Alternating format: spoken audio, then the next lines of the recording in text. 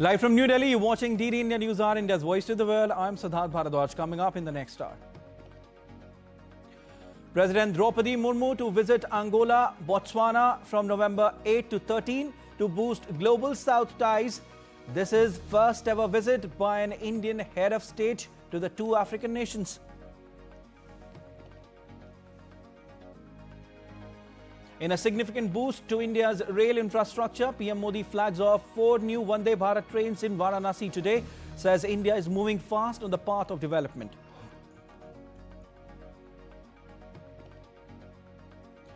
Trump says Senate should not leave town until shutdown deal is reached. Longest government shutdown in US history enters its 38th day. US-Britain removed sanctions on Syria's president a day after the United Nations Security Council did the same. EU confirms to follow suit.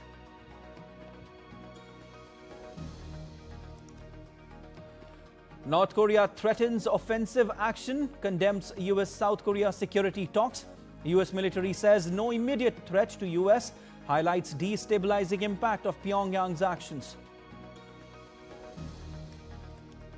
India will aim to seal the series as they take on Australia in the 5th and final match in Brisbane today. The visitors lead 2-1.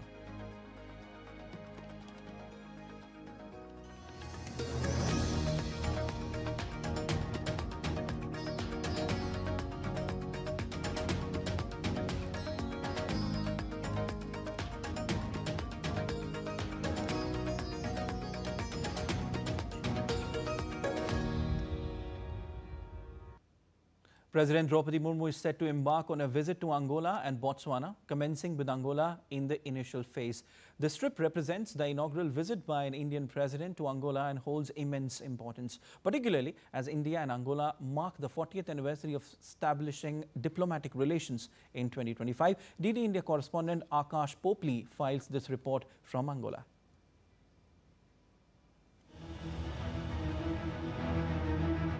President Draupadi Murmu's Africa visit will take place in 2 phases. In the first leg, she will visit Angola, where several events have been organized in her honor. This will be the first visit by any Indian president to Angola. President Murmu will also attend the 50th Independence Day celebrations of Angola and will address the Angolan parliament. During her visit, high-level talks and discussions on new areas of cooperation will take place between the two sides. Earlier this year in May, Angolan President João Manuel Gonçalves Lourenço visited India. During that visit, he condemned the terrorist attack in Pahalgam, Jammu and Kashmir, and expressed solidarity with India in its fight against terrorism. Diplomatic relations between India and Angola were established in 1985, and this year marks the 40th anniversary of their ties. India supported Angola during its struggle for independence and was among the first countries to recognize Angola's sovereignty after it gained independence in 1975.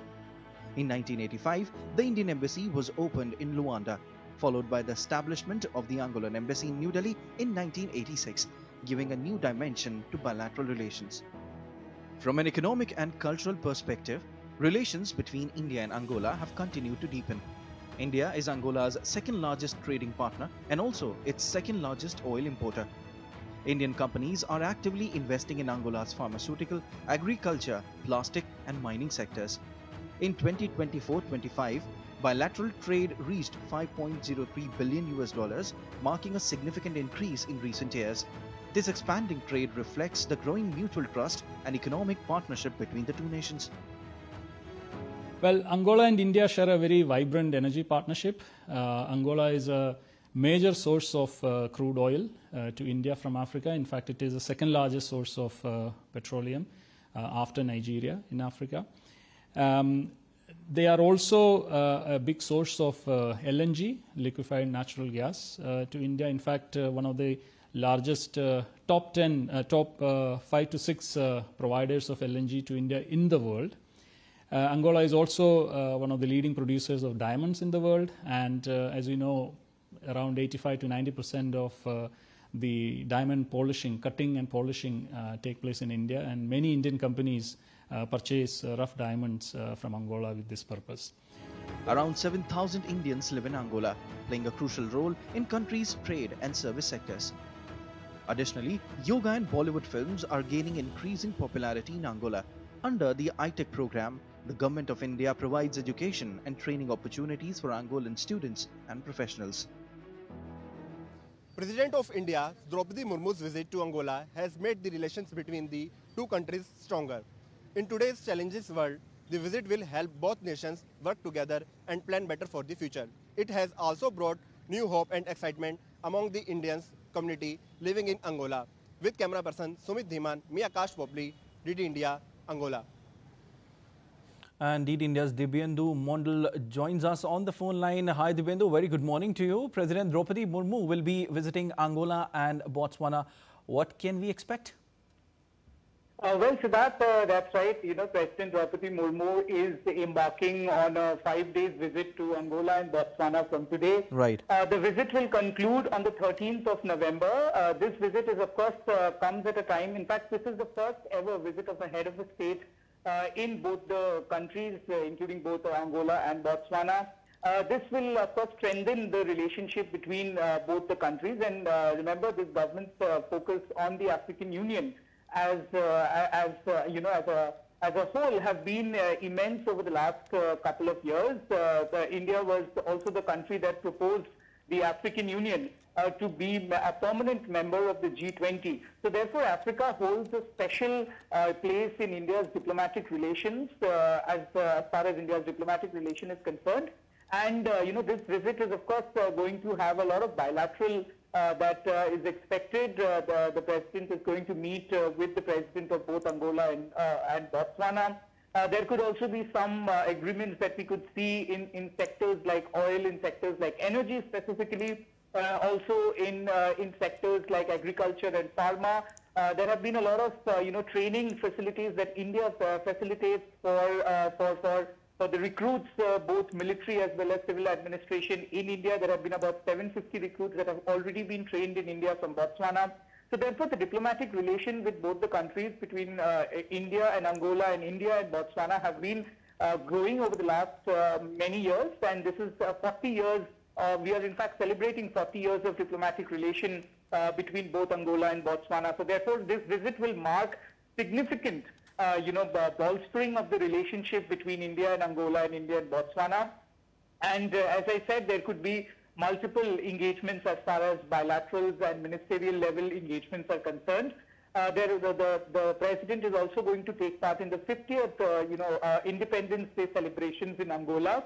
And the president will also be visiting and meeting with the diamond merchants in Botswana. So therefore, it's a power-packed visit by the President of India into these two African nations, which begins from today and which will conclude on the 13th of November. Siddharth. Definitely. Dibyendu, now, how do you assess India's ties with both these countries, Dibyendu? Well, Siddharth, as I said, the relationship between India and Angola and Botswana has been growing over the last couple of years, and India's focus has been on the African Union. India has always been a voice of the global south. So therefore, African Union plays an extremely important role as far as India's bilateral relation with Africa is concerned. And it is going to also improve the relationship in the coming times.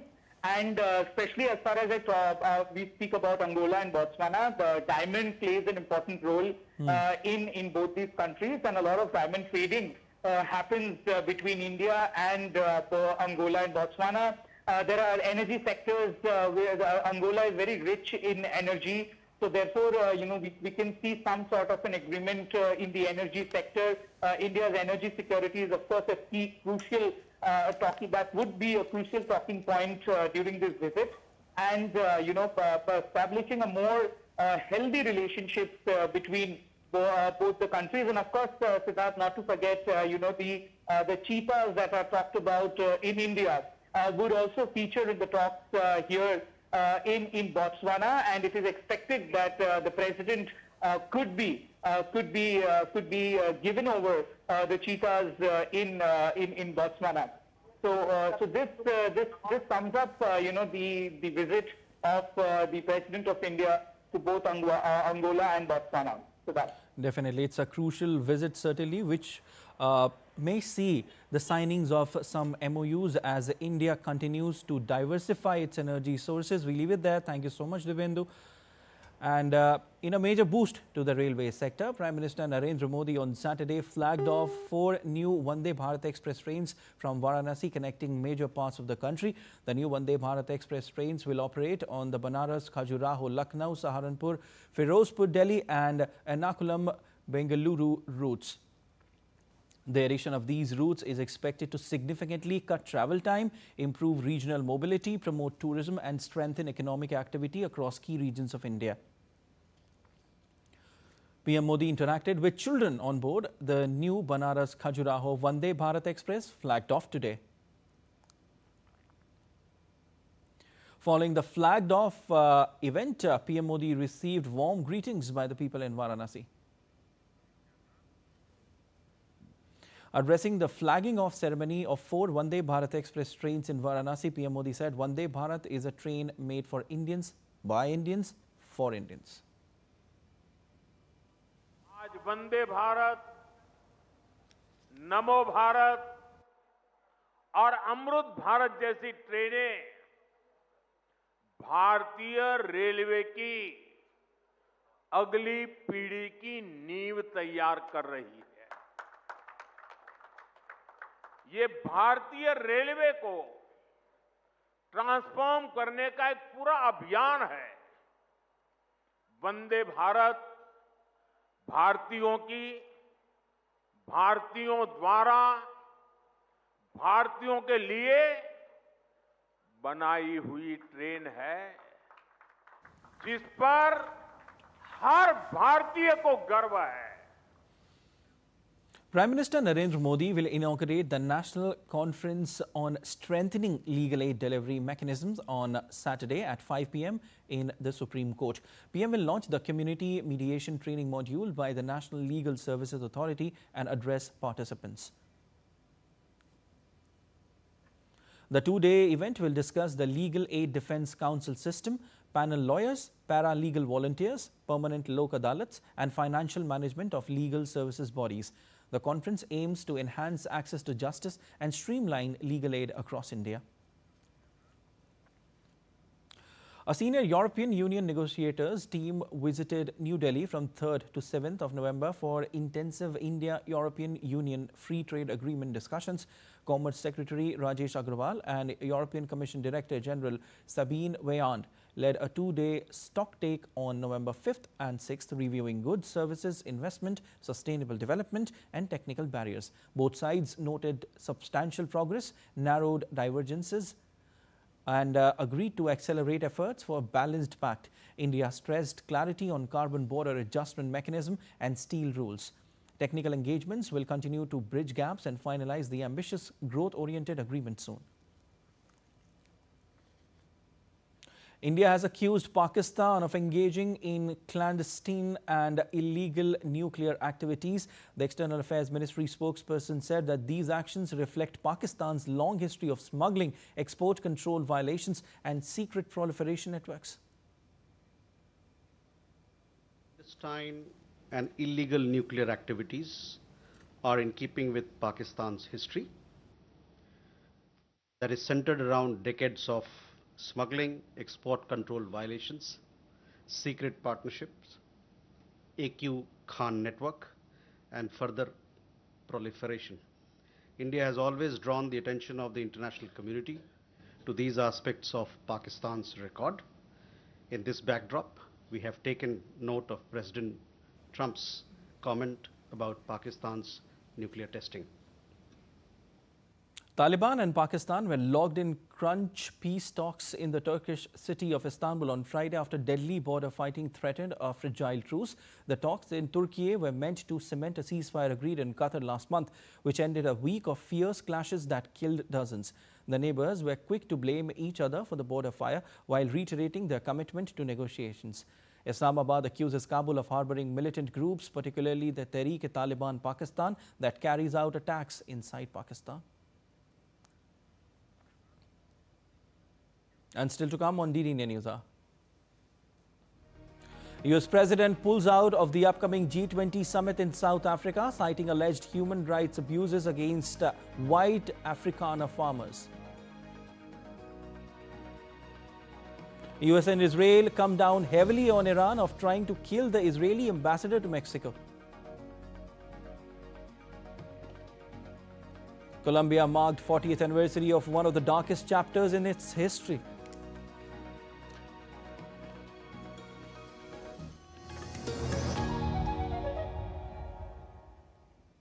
Nature's hidden jewel. Jharkhand is a traveler's paradise.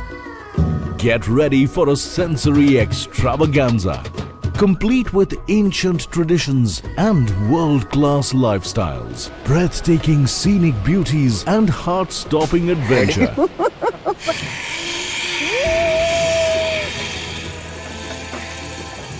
Thousands of years of faith preserved in magnificent temples, marvels of new age infrastructure. Can I resist?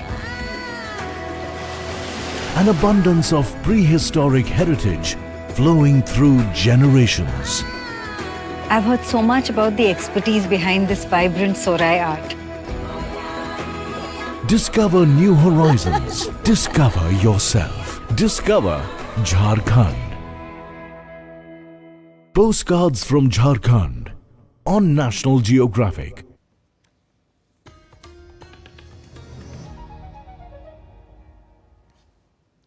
You're watching DD India News Hour. I'm Siddharth Bharadwaj, and the US government shutdown has deepened on Friday as the Senate rejected a bill to resume pay for hundreds of thousands of federal workers. The measure received 53 yes votes to 43 no votes in the Republican-controlled chamber, short of the 60 yes votes it needed to advance. Earlier, in a post on his Truth Social platform, Trump said the Senate should not leave town without an agreement and called on Republicans to terminate the filibuster immediately if no deal is reached. This is the longest government shutdown in US history, entering its 38th day.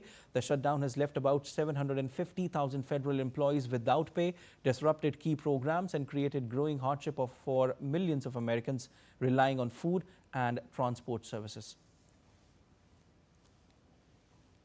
Reopen. This is an awfully long time to keep the government closed, and I don't understand if the Republicans have all three branches of government, they've got a trifecta, they just need to work this out and reopen the government.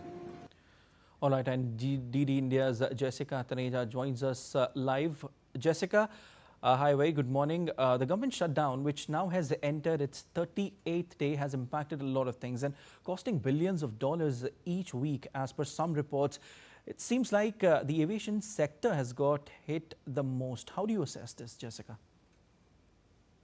Well, certainly if you look at the details coming from the Federal Aviation Administration, they seem to be of the view that a lot is being affected, especially in terms of the flights that are taking off from major airports. You see right now from the reports that I can see, about 4% of the flights of 14 major airlines have been have been facing to increasing pressure and, in a sense, delaying or rather cancelling. Now that could go up to 10%, and you look at cancellations the entire country. There have been more than 220 flights that have been cancelled, so that has raised concerns. And a lot of employees are not certainly okay with not being paid and have started either calling in sick or maybe looking for other jobs as this continues to drag for the longest time that the United States has ever seen. A lot of difficulty, not just for the people working in the aviation sector, but also the passengers who've been traveling, and it's important time as well for America at this point. It'll be important to see and how this entire system can be worked upon, but a difficult moment. All right, we leave it there, Jessica. Thank you so much. The United States on Friday formally removed Syrian President Ahmed al-Shara from a terrorism blacklist. The State Department said in a statement that these actions are being taken in recognition of the progress demonstrated by the Syrian leadership after the departure of former President Bashar al-Assad. Earlier, UNSC voted to remove sanctions on Syrian President Ahmed al-Shara, with the resolution receiving 14 votes in favor, with only China abstaining. The European Union is also expected to lift its remaining restrictions soon, calling it the start of a new chapter in Syria's global reintegration. A European Union spokesperson said on Friday the UN decision would be reflected in EU measures. Meanwhile, Britain has also lifted some sanctions on Syria in April.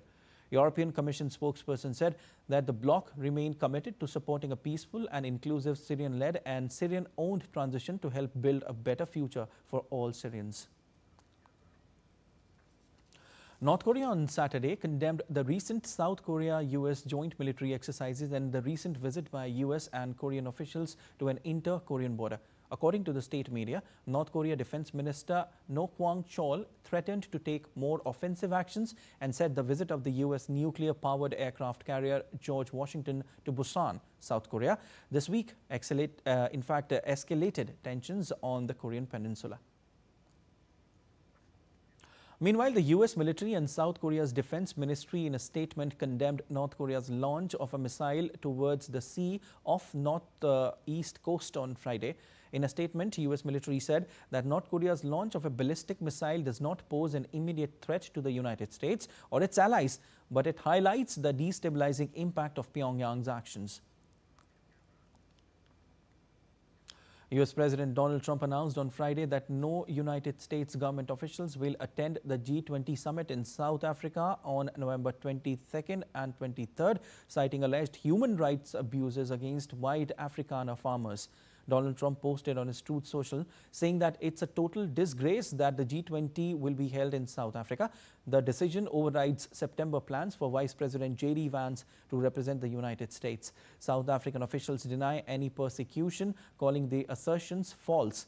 Tensions have escalated over trade tariffs, refugee policies prioritizing, while South Africans and Pretoria's International Court of Justice case against Israel. Trump eagerly anticipates hosting the 2026 summit at his Miami golf resort. The United States and Israel on Friday accused Iran of trying to kill the Israeli ambassador to Mexico, with Tehran rejecting the claim as a big lie. Israel said that Mexican authorities had intervened to stop attempt to kill the ambassador, Einat Kranz-Neiga, while the official said that the elite Quds force of Iran's Revolutionary Guard Corps initiated the plot to kill ambassador in late 2024 and that it was disrupted this year. The purported assassination attempt came as tensions soared to new heights between Israel and Iran, which have each attacked the other's territory. Rejecting the claim, Iran's embassy in Mexico called the alleged plot a great big lie. In the latest handover to take place under a US brokered ceasefire, a body of deceased hostage was transferred into Israel on Friday and arrived at the National Forensics Institute for identification. The ceasefire agreement also included the return of remains of 28 deceased hostages in exchange for remains of 360 militants. So far, 22 hostage bodies have been returned in exchange for 285 bodies of Palestinians, though not all have been identified according to Gaza's health authorities. The Kremlin on Friday said that they are prepared to respond to Venezuela's requests for assistance while urging against any escalation of tension in the region. Venezuela's President Nicolas Maduro has appealed to Moscow for military support, including repairs to Russian-made Sukhoi fighter jets, upgrades to radar systems, and the delivery of missile systems. We are monitoring the developments in the Southern Caribbean. We reaffirm our firm support for the Venezuelan leadership in protecting its national sovereignty. We are in close ongoing contact with them. Russia demonstrates unwavering solidarity with Venezuela, taking into account both existing and potential challenges. Russia urged the United States on Friday to clarify what it called contradictory signals about a resumption of nuclear testing, saying that such a step would trigger responses from Russia and other countries. And of course, last week, President Trump ordered the US military to immediately restart the process for testing nuclear weapons. But he did not make clear if he meant flight testing of nuclear-capable missiles or resumption of tests involving nuclear explosions, something neither the US nor Russia has done for more than 3 decades.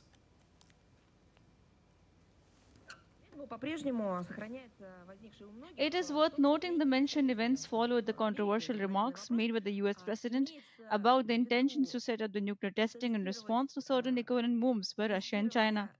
Still, the question persists.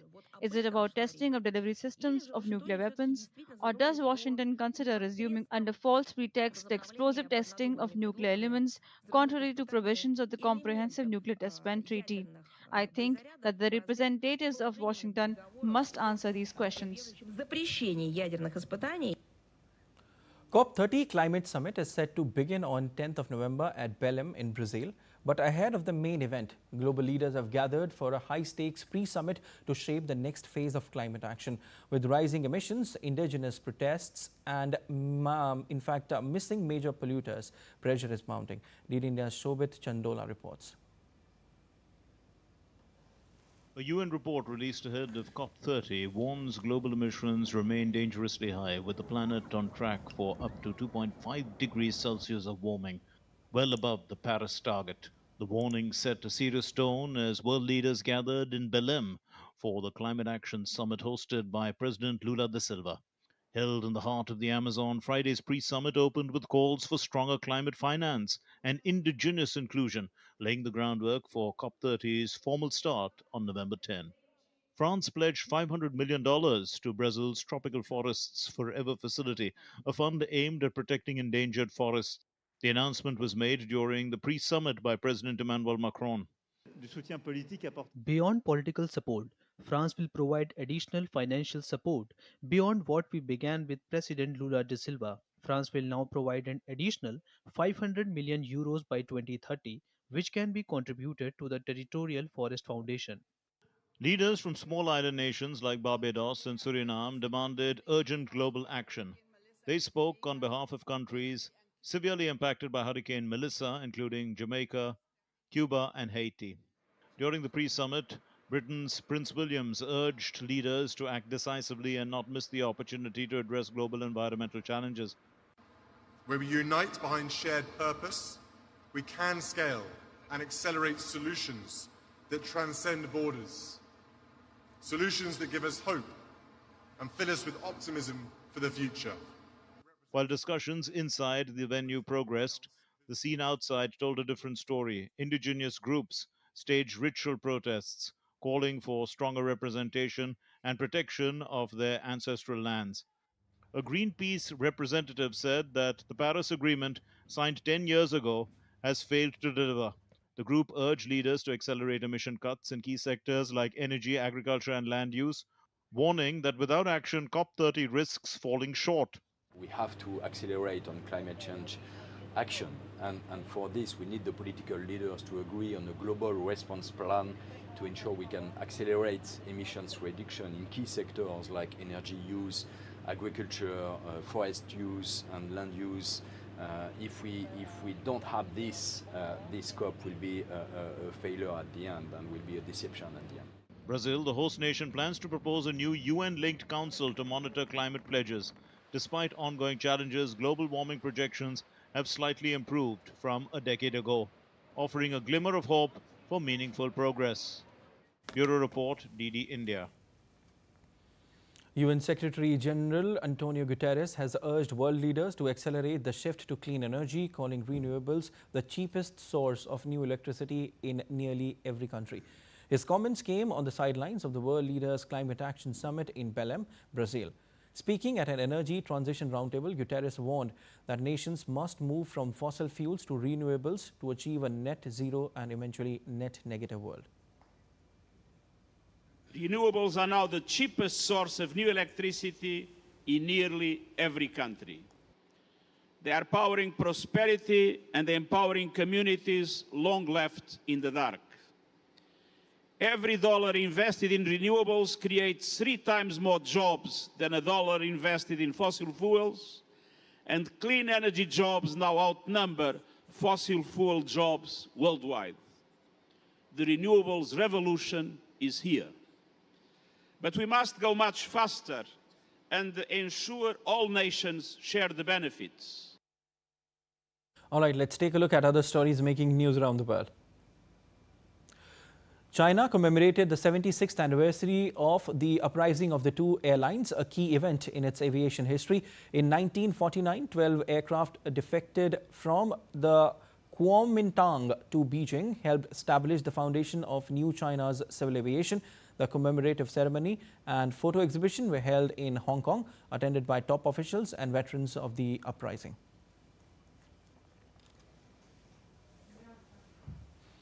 An 11-year-old Turkish prodigy, Umit Kecik, has been invited by Rice University to present his Mars colonization project to NASA experts. The young innovator, known for excelling in global science and math contests, aimed to design systems for food production, artificial gravity, and solar-powered communication on Mars.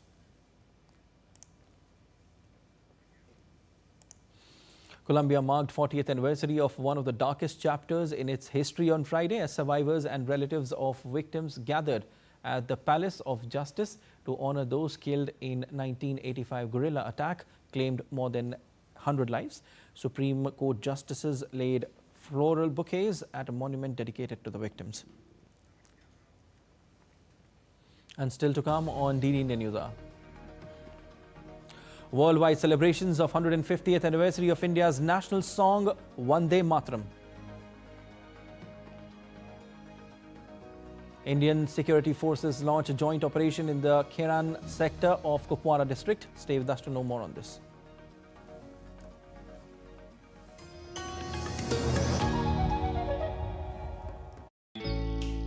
Jharkhand will mesmerize you with majestic nature, rich heritage and colorful culture. Hello. Johar. Johar. It fits perfectly. Thank you. Full workout ho gaya. Ready?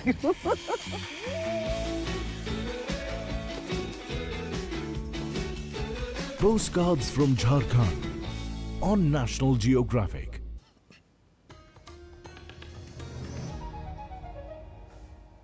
You're watching DD Indian News Hour. I'm Siddharth Bharadwaj, and a quick recap of the headlines. President Draupadi Murmu to visit Angola, Botswana from November 8th to 13th to boost global South ties. This is first ever visit by an Indian head of state to the two African nations. In a significant boost to India's rail infrastructure, PM Modi flags off 4 new Vande Bharat trains in Varanasi today, says India is moving fast on the path of development. Trump says Senate should not leave town until shutdown deal is reached. Longest government shutdown in US history enters its 38th day. US-Britain removed sanctions on Syria's president a day after the United Nations Security Council did the same. EU confirms to follow suit. North Korea threatens offensive action, condemns US-South Korea security talks. US military says no immediate threat to US, highlights destabilizing impact of Pyongyang's actions. India will aim to seal the series as they take on Australia in the 5th and final match in Brisbane today. The visitors lead 2-1. Bharat celebrated 150th anniversary of Vande Mataram on November 7, 2025. On the occasion, PM Modi inaugurated the year-long commemoration. The celebrations were witnessed across many parts of the globe. And in fact, the Indian embassy in Berlin marked the 150th anniversary of the India's national song Vande Mataram. The celebration was attended by India's ambassador to Germany, Ajit V. Gupte.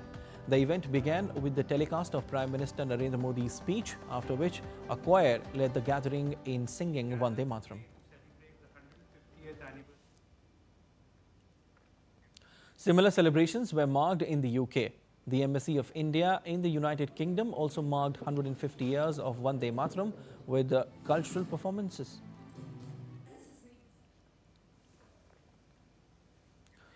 To celebrate 150 years of Vande Mataram, a timeless composition that inspired a nation, the Indian Embassy at Paris also organized a cultural program bringing together the Indian diaspora of France.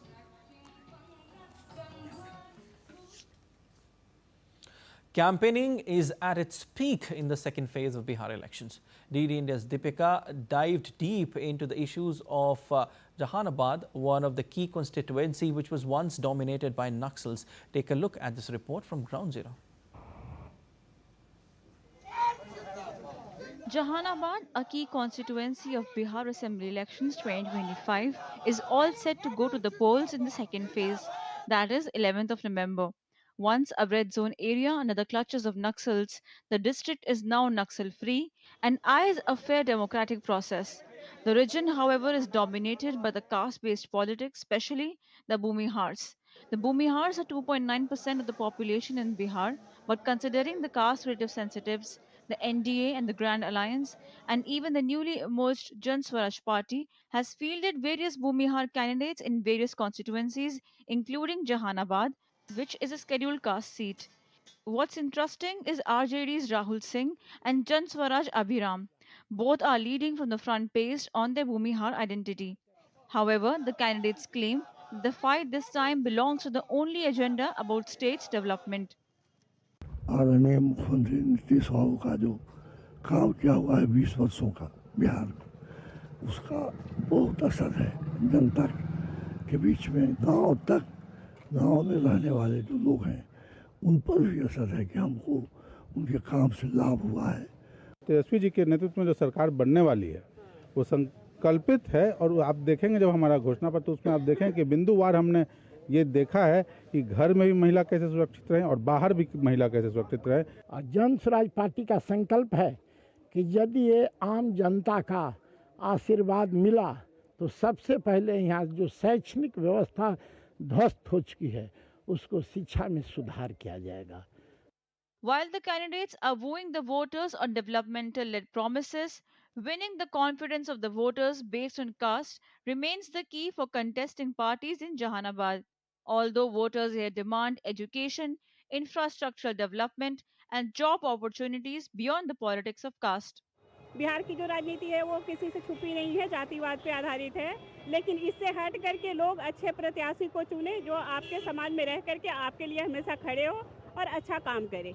Nitish Kumar जो कार्य कर रहे हैं, बढ़िया कार्य किए हैं, उन्हीं के अंजाम है कि उनके सब लोग जिताने के प्रयास कर रहे हैं। With aggressive village-to-village campaigning, parties are leaving no stone unturned to woo the voters, who are set to cast their vote on the 11th November in the second phase of Bihar Assembly elections. Here in this report you saw that how all the three party candidates, including the Jan Swaraj Party, is vying for their winning candidature, but it is the people who will decide the real mandate, who will decide the fate of Jahanabad. With camera person Manmohan, this is Deepika reporting from Jahanabad for DD India. The politics of Bihar is picking up pace with aggressive campaigning in phase 2 of the ongoing assembly elections. While the first phase saw a record voter turnout, it's now time for the rest of 122 constituencies to demand their right and cast their vote. Beyond the politics of caste, the second phase is focusing on other issues, which includes employment, infrastructure and women's safety.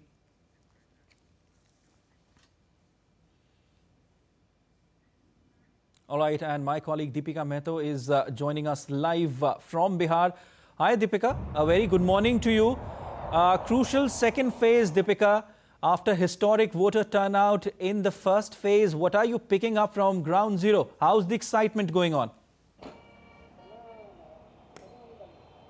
Good morning, Siddharth. We are now moving towards Sitamarhi, which is also a very important and crucial constituency and also a very ancient district when we talk about the history and heritage of Bihar. When we talked yesterday, you just saw the report that how Jahanabad is, gearing up to vote in the second phase of elections, and it is a caste-dominated district when we talk about. But now moving on to other districts, moving on to other constituencies, out of the 122 constituencies, there are other issues and development. While Bihar, most of Bihar has already witnessed the development, the infrastructural progress. As you can see behind me, we are right now at the highway, which is a very much developed highway. And when we talk about these highways, even the roads to Jahanabad, which is a very far away district area, and other places like Sitamarhi or Arwal, they are very well developed now. They have that 4-lane roadways, which was not earlier possible.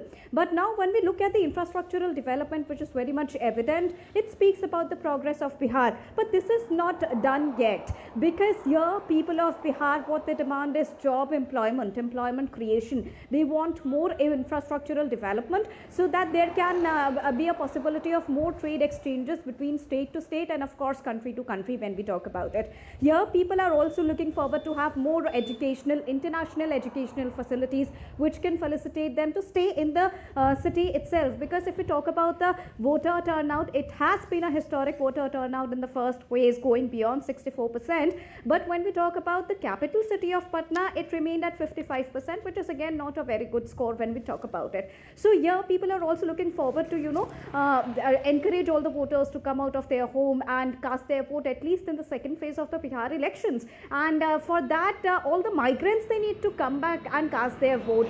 So infrastructural development, job, employment opportunities, they become the key issues here. Another key issue here is, of course, of women's safety, because we witnessed a lot of voter turnout in female category and the first time voters. It was only made possible because people felt safe this time to come out and vote. And particularly talking about Jahanabad, that got Naxal free straight from the year 2005 onwards. It was only made possible because safety and law and governance took cognizance here, took the center of attraction, took the spotlight here, and that is why all that safety measures were implemented. That of course resulted in a great voter turnout. We are expecting the same result to take place in the second phase of polling as well, Siddharth. Definitely, we'll have to wait and see whether the voter turnout in the second phase will cross the voter turnout in first phase. Deepika, you were telling about the key issues.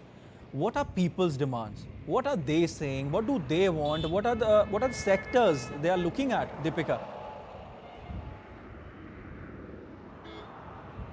I just talked about it, Siddharth. What people want here is, of course, job creation, infrastructural development, better education facilities, and safety. These are the four key demands, and that we can see very much evidently in the manifestos of all the parties here, be it the NDA alliance or be it the Grand Alliance, which is the Mahagathbandhan, or the newly emerged Jan Suraj party, and of course the other candidates as well. But these three are the main candidates across the entire constituencies of Bihar, the 121 constituencies that went into polling in the phase 1 category, and the rest of the 122 constituencies as well that will go to the poll on the 11th of November. All of them have the same line of issues, that is not only to come out of the caste-based politics, because you saw in the report also that how people are still vying and vouching on Bhumihars, on Muslims, on Yadavs. But this time when we talk about the celebrity contenders as well, they said that there are two important factors which are underlining the overall Bihar issue is the MY factor, which is Mahila and Yuva, women and youth factor. So here the focus completely depends and is spotlighted on women development, women-led issues, and of course the development of young minds, giving more opportunities to the young minds, to the youth of the country, and encouraging more number of first-time voters, because interestingly we have around 15 lakh first-time voters across Bihar who went to the poll in the first phase, and the rest of them will go to the second phase. So these are the overall important issues which are being highlighted in the overall Bihar politics. Siddharth. So since you are at ground zero, Deepika, I want to ask you that which way is the wind blowing, as far as these elections are concerned? What do you say? It is too early to say that, Siddharth, because we just had the first phase of election. When we talk about the wind, of course, and the mandate of the people will go to the party who will not only promise development, but who has showcased some sort of development, and it varies from district to district, it varies from constituency to constituency. Patna is altogether a different constituency. It has already witnessed its share of own development, but when we talk about Araval, when we talk about Jahanabad, when we talk about Sitamarhi, all of them have different level of and speed of progress when we talk about the infrastructural development, job employment creation, and especially there is a very stark contrast between cities like Patna and villages and districts like Araval. So while Patna is a very much developed city out of the entire state of Bihar, Araval still needs a lot of development. There are women-led issues, there are education-led issues. So here, of course, when we talk about the mandate of the people, that will only decide the wind of this election and towards which party it is blowing. But right now, it is the issue, the demands of the people which is in focus that will decide the fate of Bihar. Siddharth. Definitely. You just talked about there are somewhere around 15 lakh voters when it comes to the first time voters in the state. Deepika, what is the youth saying, the youth of the state? The youth demands job creation. The youth demands infrastructural development. The youth demands more international educational facilities and international exchanges that can take place itself inside Bihar, and they don't have to go migrate to other cities, because that has been the key issue when we talk about the voter turnout in the city, in the capital city of Patna as well, because many of the people, they are migrated because of more job opportunities, more employment opportunities, and more educational opportunities and possibilities to other states outside Bihar. So here the key demand of the youth is, of course, not only giving them safety but giving them educational educational benefits which they can get itself in the state of Bihar, so that they don't have to move outside. Definitely too early to say which way is the wind blowing. These are the crucial elections. Phase 1 has recorded a record voter turnout, and we'll have to wait and see how the phase 2 will go. Thank you so much. We leave it there, Deepika. A symbol of strong visionary and powerful leadership in Indian politics, Lal Krishna Advani, one of the founding members of the Bharatiya Janata Party, has his name etched in golden letters. Today is his birthday. He was awarded the Bharat Ratna in recognition of his incomparable contribution to nation building. Lal Krishna Advani, one of the founding members of the Bharatiya Janata Party, is a symbol of strong, visionary and powerful leadership in Indian politics. Born on November 8, 1927, in the Sindh province of undivided India, Advani's life was steeped in patriotism and nationalism. He was awarded the Bharat Ratna in recognition of his incomparable contribution to nation building. Lal Krishna Advani's entire life was selflessly dedicated to nation building. Joining the Rashtriya Swayamsevak Sangh at the age of 14, he dedicated his life to serve the nation. After the founding of the Bharatiya Jan Sangh in 1957, he became Atal Bihari Vajpayee's political companion. He served as the secretary of the Delhi State Jan Sangh from 1958 to 1963. His writings as a journalist in the Jan Sangh's mouthpiece organizer from 1960 to 1967 drew the attention of intellectuals to numerous issues of national debate. Lal Krishna Advani's parliamentary journey, which began as a Rajya Sabha member in April 1970, is synonymous with political integrity. His arrest and long imprisonment during the emergency, followed by his role as Information and Broadcasting Minister in the Janata government, established Advani's stature in non-Congress politics of the 1970s. From the founding of the Bharatiya Janata Party in 1980, with the resolve to provide a new political alternative to the country, Lal Krishna Advani devoted all his energy to strengthening the organization. Between 1980 and 1990, Lal Krishna Advani worked tirelessly to make the BJP a national party. The results were evident when the party, which had won only 2 seats in 1984, won 86 seats in the 1989 Lok Sabha elections.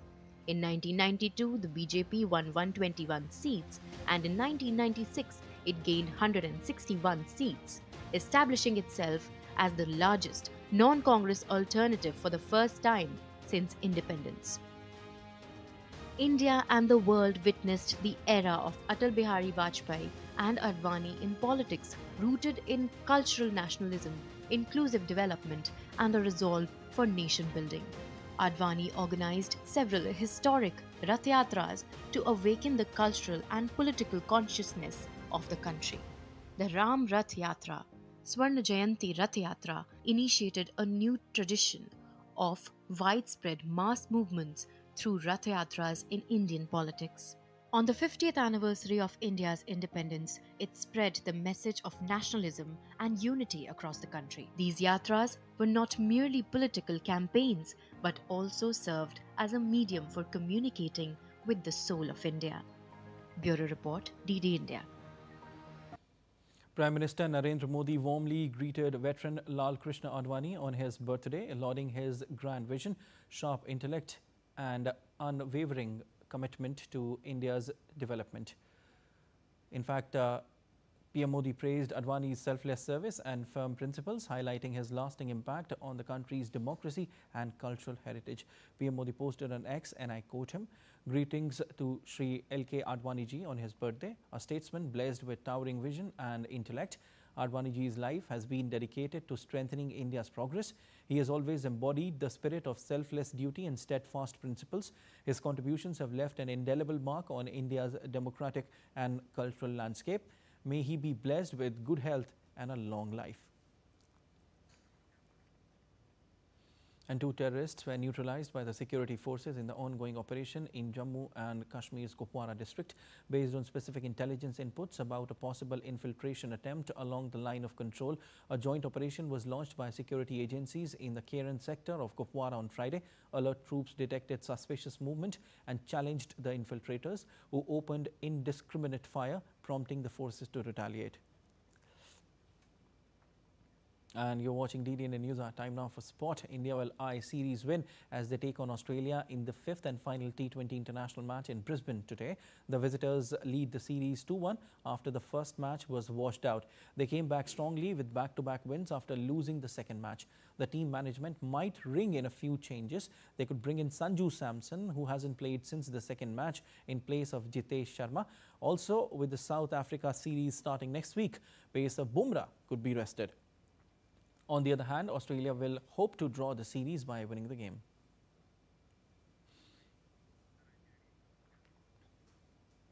And DD India's Narayan Singh joins us live. Hi Narayan, a very good morning to you.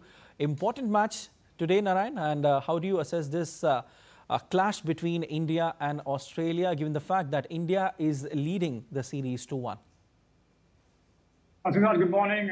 Important match for both the teams. India will want to just seal the series as they are leading the series 2-1. If they win the series, wins the match, they will win the series and will keep their record in Australia of not losing a T20 series apart from the one-off series in 2006-7 where a one-off match was played. And it is a golden opportunity for the Indian team to continue the dominance they started in the third and the fourth T20, and definitely Australia will look to level the series because the T20 World Cup is approaching very fast. It will take place in India and Sri Lanka next year, so they will also try to put their house in order. But the way things happened, they are right now preparing for the Ashes. The attention of the whole Australia is on Ashes. Because of that, we saw Hazlewood just left the squad and just preparing for the Ashes, and same with the Travis Head. So their frontline players are not playing here. So we can say that it's a big boost for the Indian team.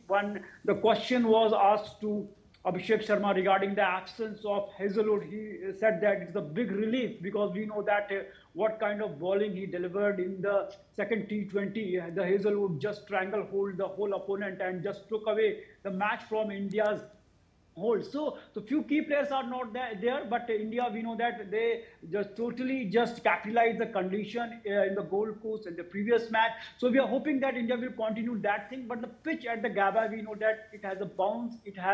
We know that it's a very pace pitch. So the condition will be different here from the previous two T20s where spin was, we can say, was a factor. So India will also try to just gather their resources in a better way, and will definitely, I think they may also bring an extra pacer here because the condition favors pacer. As you mentioned that a few changes may be there. They may bring the Sanju Samson, but I don't think they will bring changes here because they will want to win the series and they will want to boost their confidence ahead of the T20 World Cup next year that will take place in India and Sri Lanka. So overall, India has a golden opportunity to seal the series in Down Under because we know that winning a series in Down Under, definitely it's a big thing for any team in the world.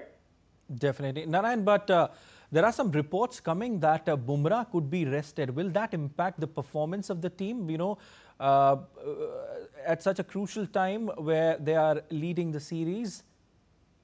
I think Bumrah should be there because we know that he is a frontline pacer and he knows how to win the matches, the art of winning matches and controlling the matches. No one knows better than Bumrah, and it's a very important match. If here we draw the series, if we lose the match, definitely it's not ending the series on a positive note, because we know that Bumrah has the capability to win the matches for the India, and I think he should be there. And most importantly, the pitch at the Gabba, we know that it's very bouncy and it assists the pace bowlers, and in that scenario, the presence of Bumrah is very, very important for the Indian team. We know that when Arshdeep was not in the member of the squad in the first and the second T20, we know that a criticism we saw all over the social media. And when Arshdeep came and we start winning the matches, so in the same way, we know that Bumrah's impact on the match, and Arshdeep, one of the, we can say, the most successful bowler in the T20, and Bumrah too can create a history. Today, if he takes his 100th wicket, he will become the first Indian bowler to take 100 wickets in all three formats of the game. So definitely, I think Bumrah should be there. It's a one-off. We know that the T20 cricket is all about just 4 overs. I think if Bumrah is bowling 4 overs, it will not impact his fitness, and definitely he will get an extra added advantage to the Indian team, the presence of Bumrah. All we know that this thing. Definitely, Bumrah should be there. That's what our correspondent Narayan Singh is saying, and it's very important as well.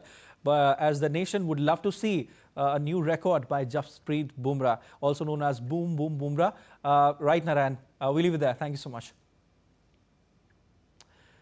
All right, and Paris Olympics medalists Manu Bhaker and Swapnil Kusale headline India's 40-member shooting squad for the ISSF World Championship set to begin in Egypt on Saturday. Bhaker, who won silver in Lima and 3 bronze medals at the Asian Shooting Championship, leads India's pistol challenge. She will be joined by Isha Singh and Suruchi Singh, who dominated the World Cup circuit earlier this year with 3 consecutive gold medals. Swapnil will lead India's challenge in 50-meter rifle 3 positions, while Rudraksh Patil will compete in 10-meter air rifle event. Earlier, he won a gold medal at the Shooting World Cup in Buenos Aires. The competition, featuring 720 athletes from 72 federations, will conclude on 17th of November in Cairo. That's all for this edition of DD India News Hour. But let us know your thoughts on the news of the day. For those on the go, you can get all the latest news and updates from India and across the world on DD India mobile app. The app is available on both Android and iOS platforms, and you can scan the QR code on the screen to download now. We'll be back with more news as it breaks here on DD India. I'm Siddharth Bharadwaj from all of us here in Delhi. Thanks for watching DD India News Hour.